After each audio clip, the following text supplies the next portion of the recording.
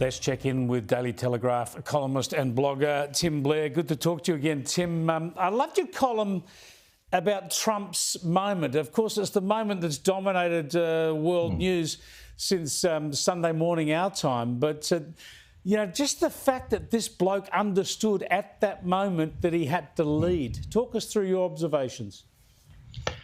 Yeah, I guess everyone in always wishes that if they had their hero moment, that they would rescue someone, or they'd be able to jump in front of a speeding train and save a life, or that they'd be able to in a moment of extreme personal danger have the presence of mind to stand up and to declare themselves superior to the attack, to make it obvious that they're above the assault on their life.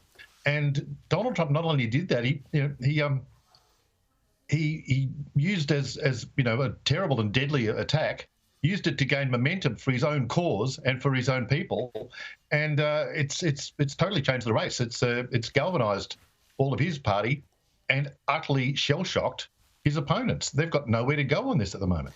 This is what we talk about when it comes to instincts, right? Because you haven't got time to process all of that. His instinct was to be a fighter. His instinct was to lead and show that he was defiant. But I thought the other part of this that people probably wouldn't think of in terms of Trump, but he needed to show that crowd that he was okay and that he was defiant. Otherwise, they would have been left in a state of disrepair themselves. So I thought it was a great act of leadership for the people, and obviously people watching on television at the time, just to make sure everybody knew he was good.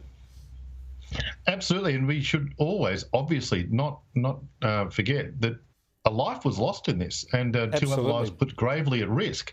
So it wasn't a people are making comments minimising the impact of Trump's own injury. It was a far more serious circumstance than all of that. And you're right, Chris. It was important for Trump to not only indicate to the broader party and to people watching on television, millions watching on television, but also to the immediate people there who were still under threat, obviously, until the shooter was neutralised, as they say. We should never forget, of course, that poor innocent man lost his life just for attending a political rally, and two other people, as you say, seriously injured. Just a shocking, shocking event.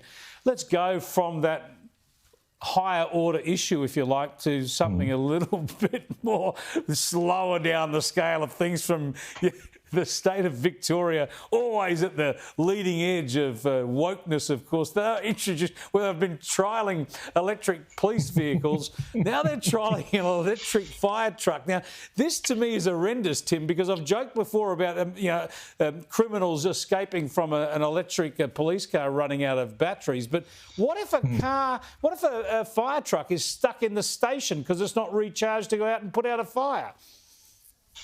Well, absolutely. But, of course, there is the other situation, which is at least an electric fire truck can put itself out when they burst into flame. But here's the lovely little secret about this vehicle. And I'm indebted here to a wonderful YouTube channel called M Guy Australia. And anyone who wants to follow electric vehicle issues, please look up M Guy Australia on YouTube, who has revealed to us all that very likely this vehicle, this all-electric fire truck, has a diesel backup engine. It's actually a hybrid.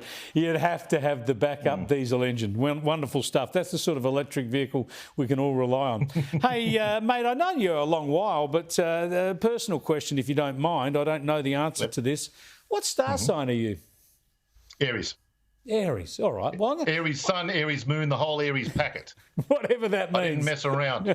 I had it all planned out and scheduled. Why do you ask, Chris? Well, I want to show you a segment that began on the Channel 7 News last night. Apparently it's going to be a regular feature. And let's go to the tape.